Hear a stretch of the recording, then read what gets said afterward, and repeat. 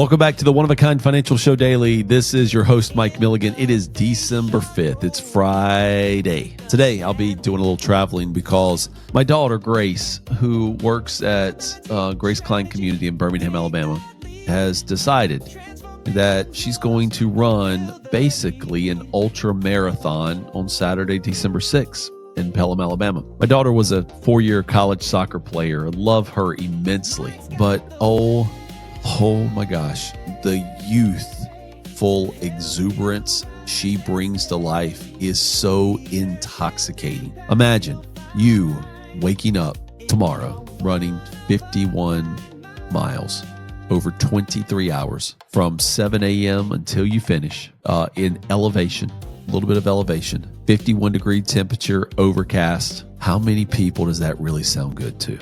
Well, not me. Right? What people really enjoy are things like optimistic hopes and like they think, man, I really want to be a millionaire. I really want to do things. That's why you come to the show, is to get tips like that. And so recently on the Ideas by Mike podcast, I welcome back Tom Hegna, who wrote the book, Who Wants to Be a Millionaire? He was previously on episode 32 of the Ideas by Mike podcast, but then he came back for episode 38 because we wanted to talk about some tips and strategies to go from zero to retired, zero to $1 million. Because as you'll hear in the podcast segment that we brought out, anybody, when they see $1 million, knows the path to get there. And it's not enough, but the first million is easier than the second million. And so I want you to sit back and enjoy kind of this segment. It's about a 10-minute segment from the Ideas by Mike podcast. It's episode 38 if you want to listen to the whole episode, and you could find that where you find podcasts, Apple, Spotify, Amazon, and many other streaming services. So enjoy that. And if there's anything I can do to help you, I encourage you to text ideas, IDEAS, ideas to 600-700 so that we can connect with each other. Be one of a kind.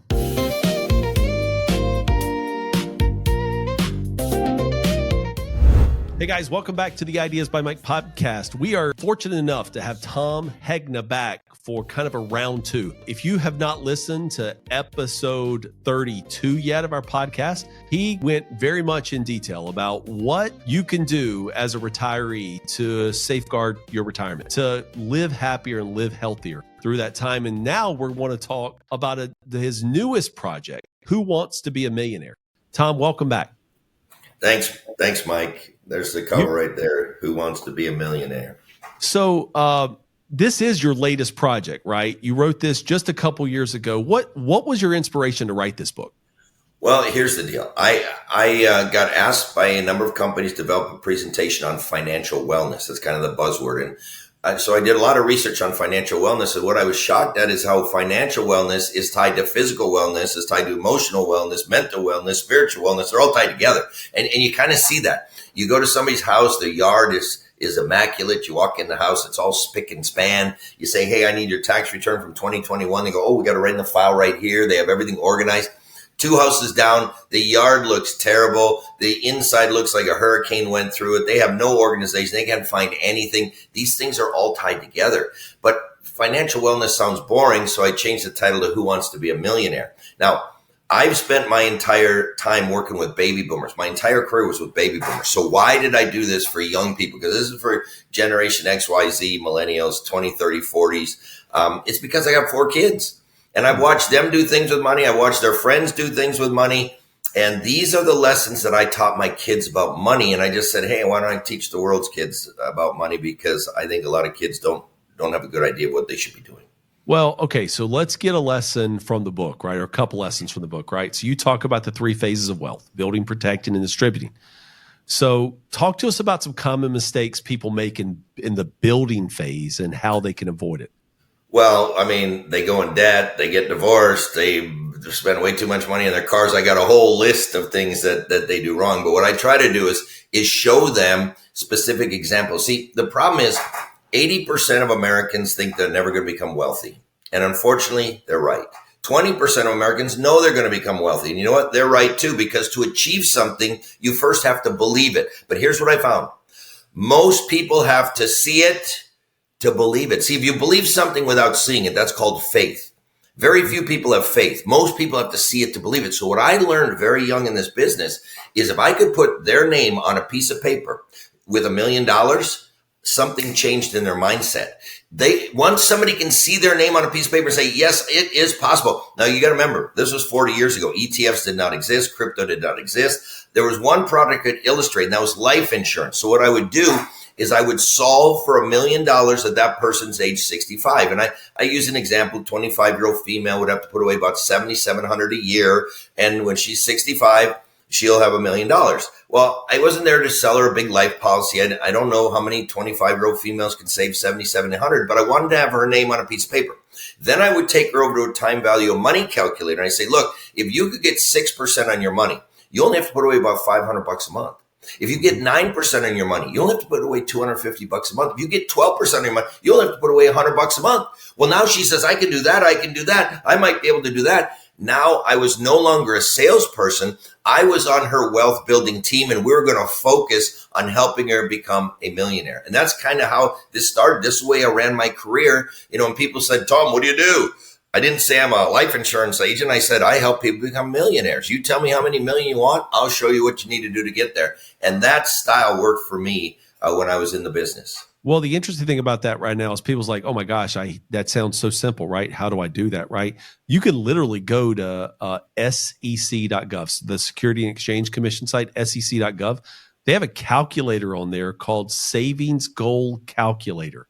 You can literally put like how much you want to have. Maybe it's 1 million, maybe it's 3 million, maybe it's 5 million. You could put in there how much you have now. You could put the years on there, and then you could put the expected return. And you know what it'll show you in the answer? How much per month you have to put away. It's the same thing that you were talking about, Tom. Yeah. And it's right there. I mean, we always say our government doesn't do anything for us. We just don't know the tools they have. Can you imagine the government actually giving us a tool that shows us actually how to get there? It's amazing, right? You emphasize it's not how much you make, it's how much you keep. Because here's the deal. If you make $50,000 a year, you're going to earn somewhere between 3 and 6 million over your lifetime. But if you can get to 100,000, you're going to earn somewhere between 7 and 11 million. If you can get to 250,000 a year, you're going to get somewhere between 18 and 28 million. And it's a lot easier to save $1 million if you got 28 million coming in than if you got 3 million. Now, normally at this time, Mike, somebody raised their hand and said, Tom, $1 million is nowhere near enough. I don't disagree with that, but I'll tell you this, it's the first million that's the hardest. The second, third, and fourth come a lot quicker because now you got money working for you. You got to work for that first million.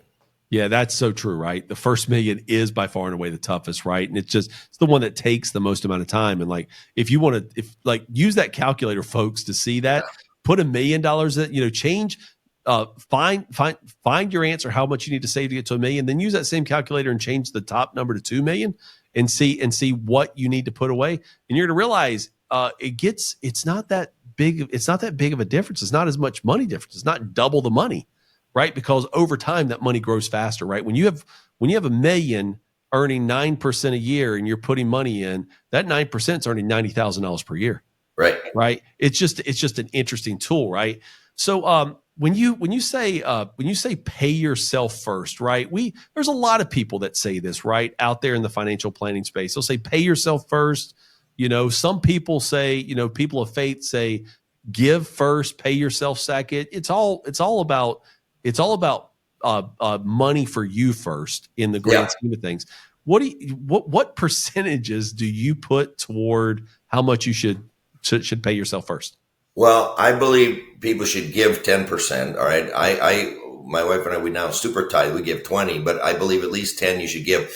And then they used to say, 10, 10, 80. You give 10, you save 10, you spend 80. I don't think 10's enough to save anymore. I think you got to save at least 15, and you want to shoot for 20%. So try to live on 70% of your income, give 10% away. Invest 20% for the long term. That's my recommendation. I mean, I typically save 30 to 40%. And somebody asked me, if you could go back, what did you do wrong? And I said, well, maybe I tried to save too much. Maybe I should have spent a little more along the way. But now we're benefiting from all those sacrifices. We are having the time of our lives right now. And so, I wouldn't go back and change anything, but that's kind of my philosophy on that. One of the interesting things about maybe the 10-10-80 rule is so many people today have 401ks. where the company will actually match, right? So if you save like of your dollar, right? If you put 10 cents of your dollar in there, maybe they're adding 5 cents to it, right? 4 or 5 probably, Yeah, 4 or 5. And that's where a lot of people, there's a lot of, Tom, I know you're not talking to people every day that are still working, but there's a lot of people wasting money because they're missing the match and they just don't see it. It just because, maybe the rule's 10, 10, 80 or 10, 15, 75.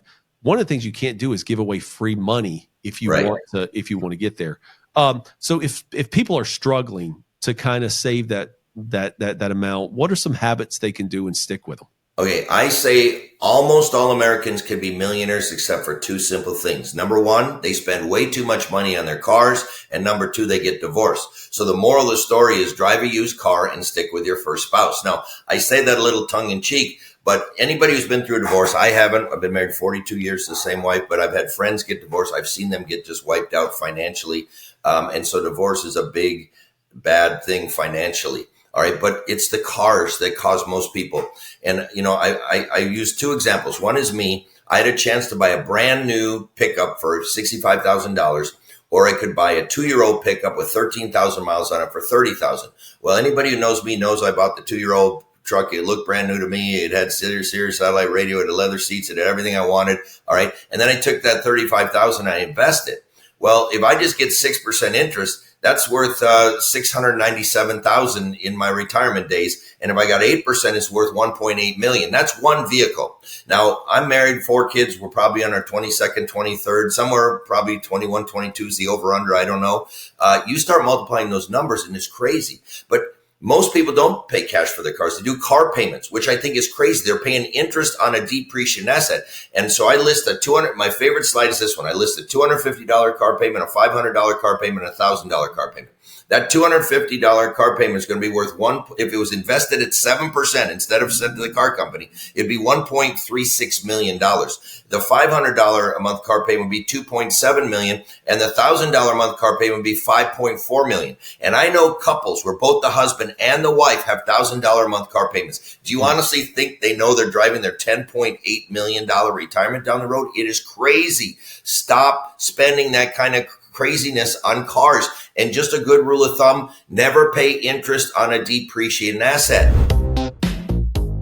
Again, I would like to thank our good friend Tom Hegna for again joining me on the Ideas by Mike podcast. We now have over an hour's content plus from Tom sitting on our content and Ideas by Mike. And again, after I recorded with him on Financial Freedom that aired on CNBC and Fox Business, we really have many, many hours of this amazing jewel of a retirement expert economist that's here to help you take control and build a one-of-a-kind financial plan for your one-of-a-kind life. I'd like to just highlight one wisdom point he gave on that episode, and it's that we didn't highlight today on the One of a Kind Financial Show Daily. He encouraged his kids, and you'd find this on the full podcast. He encouraged his kids that when they got a job to show up early and leave late, not to do that forever, not to burn out, not to overstress yourself, but to be fully present in what you're doing in the job that has been placed before you. He says in the segment I shared with you, if you're a UPS driver, be the best on time. He gave other examples too, but he gave a lot of examples there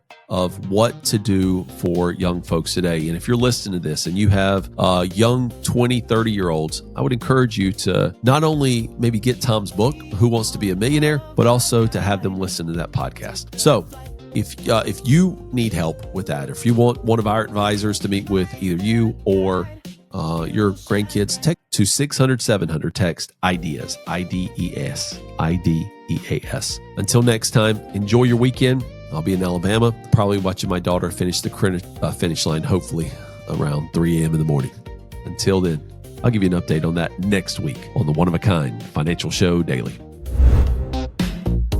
Mike Milligan is an investment advisor rep with Advisory Alpha, LLC. Ideas by Mike, doing business as One Oak Financial and the One Oak Collective are unaffiliated entities of Advisory Alpha, LLC. All opinions expressed and the guests on this show are just the opinions of those, not of Advisory Alpha, LLC. Please consult with a professional financial advisor before making any financial decisions. Remember, you are one of a kind, and One Oak Financial is here to build one-of-a-kind financial plans for your one-of-a-kind life.